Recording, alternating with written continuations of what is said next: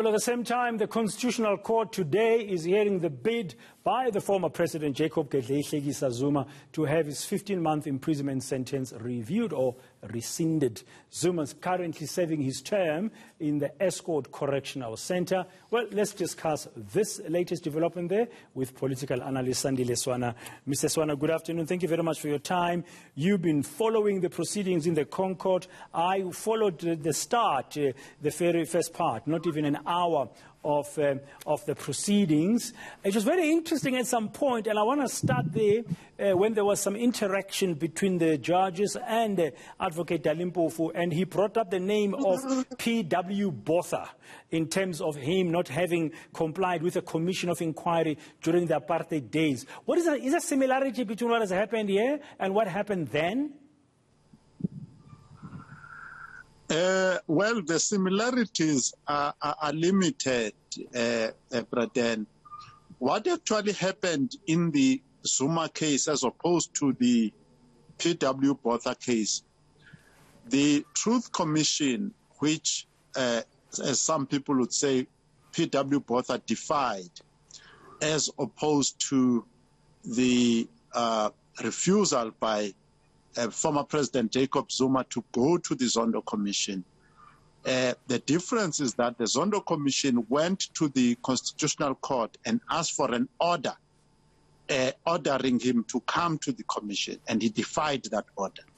P.W. Botha was not in exactly the same position. There was no order, a court order ordering him to go. Okay, yeah. Thanks for clarifying that. Just in the interest of time, we're going to have to keep on moving. So far, what are the arguments like? Because I guess the premise for argument for Advocate Dalimpofu would be to convince the Constitutional Court judges that they erred in their ruling of sentencing the former President Jacob Zuma to 15 months in jail for contempt of court without a trial. Yes, some key points, Braden. Number one, he said that the Constitutional Court demoted itself by making themselves the court of first instance. In other words, just for the sake of illustration, if they had said this thing must go to the magistrate courts or the high court, then there would have been appeals and so on in the process. Now they are the last court. They made themselves the first and the last court of instance. So they denied themselves that opportunity, and they asked them to be humble enough to understand that they're as human as any magistrate court in South Africa, and therefore they must know that the time has come for them to review the decision that they may have made in error.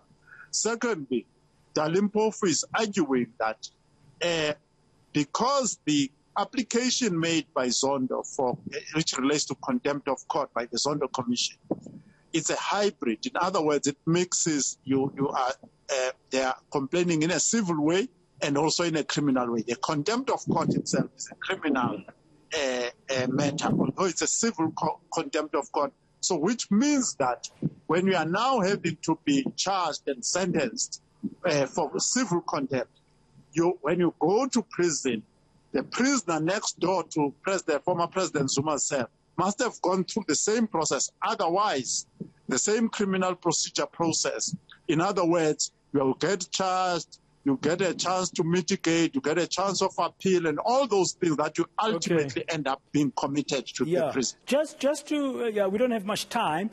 Your sense so far, up to now, because I guess the arguments will continue for the rest of the afternoon. It might be a long session, maybe even into the evening. Your sense at this stage, what does it take? What does it look like? I mean, is Advocate Dalimpofu making an impact? Is it getting across, or are the judges of the Constitutional Court not convinced yet? I think that I think he's making good sense and he's making an impact. And he is quoting some of their own previous judgments, by the way, in other cases, Constitutional Court judges. So the absence of Zuma boycotting the proceedings of the Zondo Commission and the court case has complicated the issue. And I think the judges may be likely to reconsider, but that does not mean Zuma will escape, because if he wins this case, all it means is that he has got to be tried now for contempt of court and sentenced accordingly. Thank you very much, Sandile Swana, for some of his insight. He's a political analyst, of course, but he's been keenly watching and following the ConCourt session today, where Advocate Dalimpofu, on behalf of his client, who started serving a 15-month jail sentence, that's the former President Jacob Zuma last year, to say that the Constitutional Court may have erred in its original ruling, and has been asking them to review it. We'll have to wait and see how that's going to pan out.